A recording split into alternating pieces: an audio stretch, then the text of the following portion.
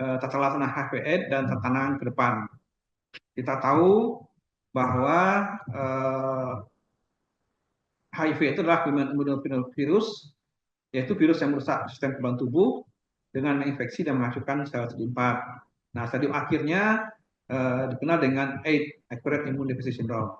Nah, penyakit ini adalah penyakit sistemik yang bisa menyerang berbagai sistem tubuh. Nah, sekarang dengan berkembangnya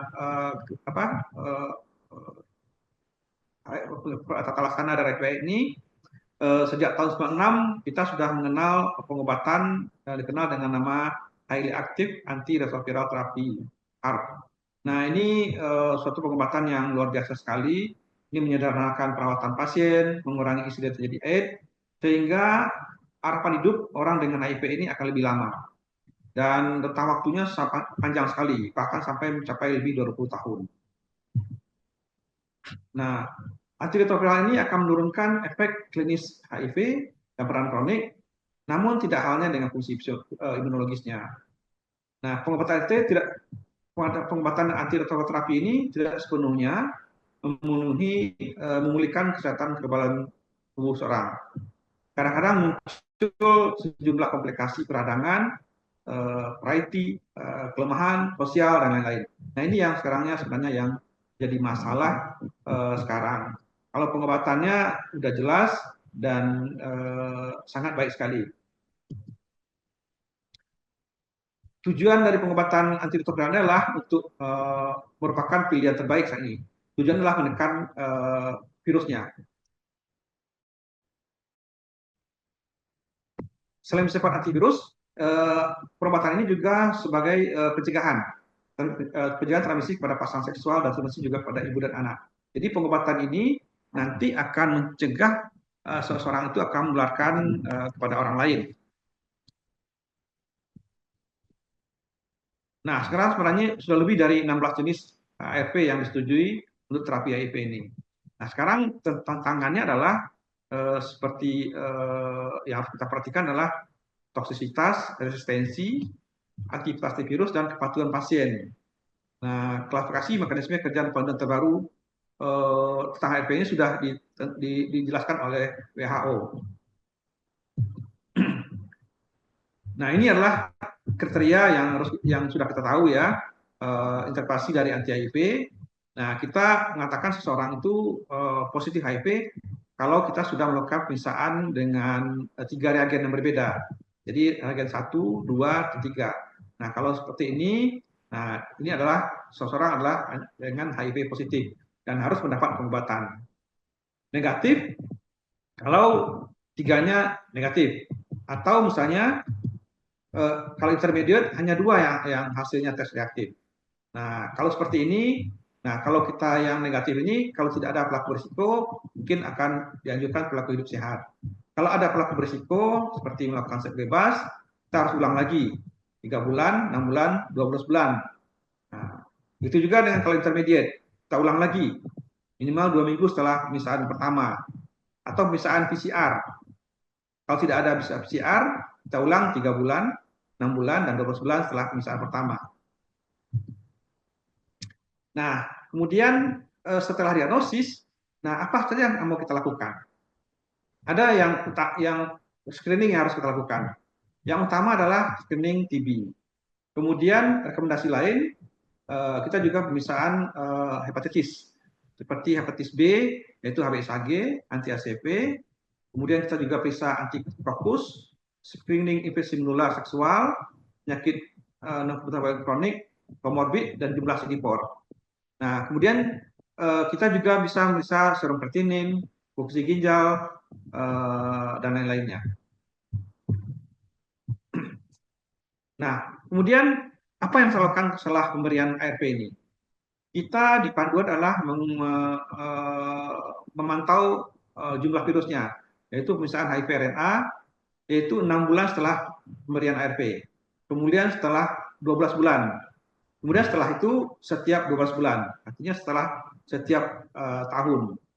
Kemudian ada juga kadang-kadang kita perlu juga pemeriksaan fungsi ginjal, serum kreatinin, darah rutin, HB, fungsi hati. Tapi yang berikut ini adalah tidak rutin kita kerjakan, sesuai indikasi saja. Kemudian kalau misalnya ada kecurigaan gagal terapi, kita akan periksa jumlah CD4 dan juga periksa HIV RNA. Ini adalah rekomendasi pengobatan ya yang sudah dianjurkan. Sekarang sangat dianjurkan pemberian utama sekali pada orang dewasa dan remaja, yaitu kombinasi tenofovir, lamivudin atau emtricitabine sama dengan dolutegravir. Nah, ini adalah apa namanya regimen utama, ini pertama. Bisa juga tambahkan atau regimen yang lain adalah panduan dari tenofovir, lamivudin atau efavirenz. Nah, kemudian masih ada lagi pilihan lagi yang lainnya, seperti pilihan terapi tenofovir, lamivudin, emtricitabine atau efavirenz yang 100 mili. Ada juga sekarang masih pakai juga sebagian azitromisin, lamivudin atau efavirenz, kemudian tenofovir, lamivudin, apa namanya, dolutegravir, ya. Nah, ini adalah beberapa pilihan yang pilihan yang lainnya. Sedangkan pada anak-anak kita pilihan utamanya adalah abacavir, lamivudin, dan dolutegravir. Pilihan alternatifnya adalah abacavir, lamivudin, lopinavir, ritonavir. Ada juga pilihannya abacavir, lamivudin, raltegravir, atau apogravir, lamivudin, ataupun dolutegravir. Kemudian ada juga pilihan yang lainnya. Sedangkan lini kedua, nah lini kedua ini masih bisa kita pakai tenofovir, lamivudin ataupun dolutegravir kalau sebelumnya dia memakai bukan dari tenofovir dan dolutegravir ini. Nah, misalnya selama ini dia pakai azitromisin, apa namanya, zidopudin, ya, bukan azitromisin, zidopudin. Nah, lini keduanya boleh kita pakai tenofovir, lamivudin ataupun dolutegravir. Itu juga dengan efavirenz masih bisa juga kita pakai. Nah, atau ya pilihan yang lainnya adalah yang selama ini kita pakai adalah pemakaian kombinasi dengan lopinavir, ritonavir. Itu adalah pilihan berikutnya, zidopudin, lamivudin ataupun dolutegravir. Pada anak-anak kita masih pakai abacavir, lamivudin ataupun dolutegravir. Pilihan berikutnya adalah zidopudin, lamivudin ataupun lopinavir, ritonavir. Nah, kalau panduan obat ketiga, lini ketiga ini sebenarnya di program tidak ada, tapi artinya ini ada sedia di Indonesia, tapi obatnya dibeli sendiri, jadi tidak disubsidi oleh pemerintah. Nah, obatnya adalah entecavir, raltegravir, dolutegravir, ya, itu pilihannya. Nah, seperti entecavir ini kita harus perhatikan juga efek samping, raltegravir juga darunavir. Ini adalah beberapa pilihan lini ketiga. Tapi sayangnya kalau lini ketiga ini tidak disediakan oleh pemerintah, harus pilih sendiri. Jadi pada sejauh semuanya, saya harapkan pasien itu tetap di lini pertama dengan cara jangan mereka itu putus obat, makan obat teratur, tidak putus, tidak bolong-bolong. Nah, itu diharapkan tidak pindah ke lini kedua, apalagi ke lini ketiga. Nah, kemudian ini sejauh semuanya ada istilah dengan gagal terapi. Apa itu gagal terapi? Gagal terapi ada kriteria virologis, ada kriteria imunologis, ada lagi kriteria klinis.